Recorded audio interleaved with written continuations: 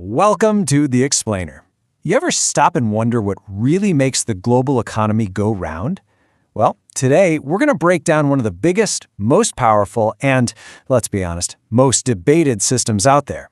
We're talking about capitalism. Okay, so let's start with something you see every day. Ever wonder why businesses are constantly fighting for your attention? You see one ad for a phone and then, bam, right after, an ad for its biggest competitor. Or how do people and companies actually get wealthy? How does a new idea turn into a massive fortune?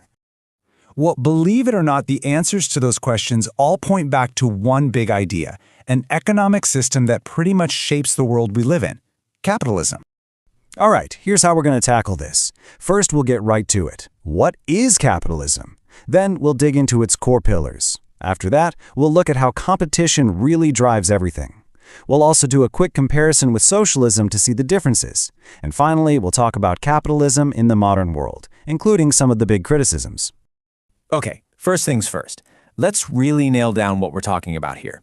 Capitalism gets thrown around a lot, but what does it actually mean? It's about so much more than just making money. It's a whole blueprint for how an economy is structured. So here's the absolute heart of it. In a capitalist system, the means of production, the factories, the tools, the land, even the software code, are owned by private people and companies, not by the government. And the whole point, the driving force, is to operate for a profit. Right, so this system didn't just pop up overnight. It's something that evolved over hundreds of years. You had old systems like feudalism starting to break down, and at the same time you had this explosion of trade and mercantilism. Then in 1776, you get Adam Smith laying out the big ideas in his book. But the real game changer? The Industrial Revolution. That's when everything just accelerated, with huge factories and the rise of wage labor. Okay, so if that's the system, what are the fundamental rules that make it work? Let's talk about the pillars that hold the whole thing up. You can basically break it down into 6 key pillars. You've got private property, your right to own things, both physical and, ideas. Then there's self-interest, the engine that drives people to pursue their own good. Competition is huge. It keeps everyone on their toes. The market mechanism is how prices get set by buyers and sellers, not some central planner. You also need freedom of choice for everyone involved. And finally, the role of government is limited. It's there to protect rights, but not run the show. And that pillar of self-interest leads us to this classic idea from Adam Smith. He talked about an invisible hand. The idea is pretty wild when you think about it. If everyone just pursues their own benefit, it can somehow, almost magically, lead to the best outcome for everyone. It's like all those individual decisions create a kind of spontaneous order. All right, let's zoom in on one of those pillars: competition. Because this is really the engine of the whole system. It's what keeps things moving and efficient. Think about it like this. It's a constant cycle, right? Businesses have to compete to get you to buy their stuff.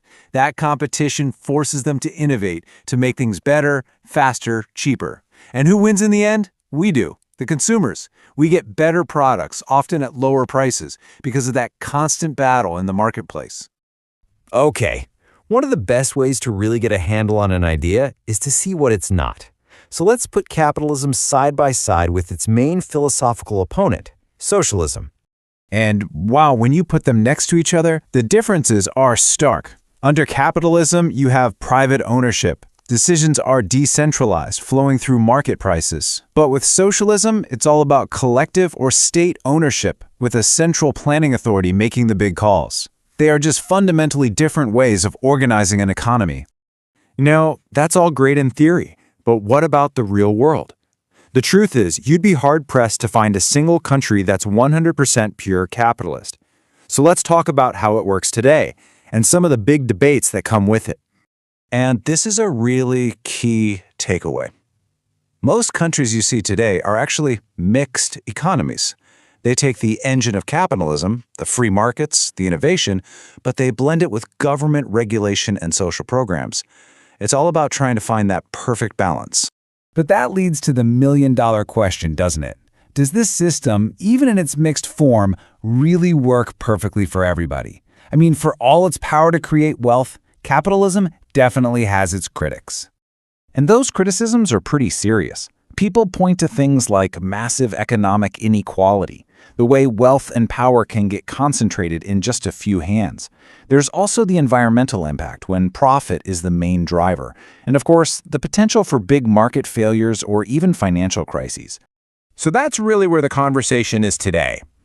It leaves us with this huge ongoing question. We know markets work, but how free should they be? The debate isn't really if we should have markets anymore, it's about how to set the rules. And finding that sweet spot? Well, that's one of the biggest challenges we face.